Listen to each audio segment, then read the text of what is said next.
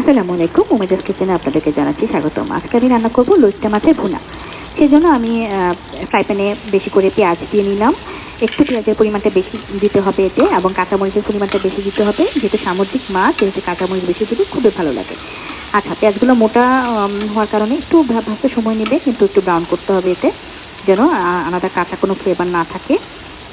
তেলে ভেজে আমি একটু অপেক্ষা করব। তারপরে আমি এতে লবণ, তারপরে বাকি মশলা অ্যাড করব। তো হ্যাঁ, এবার আমি অ্যাড করছি হচ্ছে পেঁয়াজ বাটা, রসুন বাটা, আদা বাটা।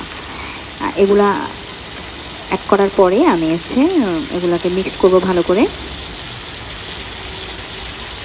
খুব বেশি আদা রসুন বাটা না দিলেও চলে, অল্প অল্প দিবেন, এবং পেঁয়াজ না দিলেও চলবে। আর ইচ্ছা হলে একটু অ্যাড করতে পারেন, কোনো সমস্যা নেই। একটু পানি দিবেন যেন মশলাটা না হয়, পুড়ে না যায়। আর একটা কথা, লইট্টা মাছ কিন্তু খুবই নরম মাছ। এখানে কিন্তু খুব বেশি পানি দেওয়া যাবে না। সেজন্য পানি দিয়ে আগে কষিয়ে মশলাটা ঠিক করে রাখতে হবে, যেন মাছ দেওয়ার পরে বেশি পানি দিতে না হয়। তাহলে কিন্তু মাছ জোড়া জোড়া হয়ে যাবে, একদম জোড়া জোড়া হয়ে যাবে। মাছগুলোকে খুবই সাবধানে আলতো হাতে আপনারা রান্না করতে হবে। আচ্ছা, এবার আমি হলুদ, মরিচ, ধনিয়া অ্যাড করলাম।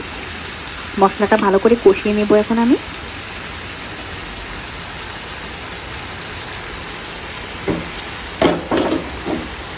এখন আমি মাছগুলোকে সুন্দর করে আমি ধুয়ে রেখেছিলাম, এখন আমি মাছগুলো অ্যাড করব আস্তে আস্তে করে। মাছগুলোকে দেওয়ার পরে আমি খুব আস্তে আস্তে করে মাছগুলোকে মিশাবো মশলার সাথে। চেষ্টা করবো যেন মাছগুলোর উপরে খুন্তাটা না লাগে। তো এখন আমি আরেকটু দিয়ে দিলাম, জিরার ফাঁকি দিয়ে দিলাম। একটু পানি দিব যেন পুড়ে না যায়। ধনিয়া পাতা বেশি করে দিয়ে দিব, খুবই ভালো লাগে। একটু লেবুর পাতা দিলেও কিন্তু ভালো লাগে।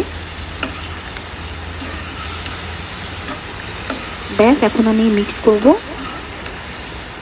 দিয়ে আমি জাস্ট একটু ঢাকনা দিয়ে আমি অপেক্ষা করব মাছগুলো হয়ে যাওয়ার জন্য। আর বেশিক্ষণ ঢেকে রাখা কিন্তু যাবে না, ঢেকে রাখলে কিন্তু মাছগুলো গলে যাবে। সেক্ষেত্রে ম্যাক্সিমাম 1 থেকে 1.5 মিনিট আপনারা ঢাকনাটা ইউজ করবেন, এর বেশি না। ব্যাস, এই যে হয়ে গেল।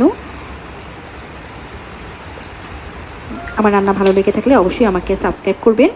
ধন্যবাদ আমার সাথে থাকার জন্য।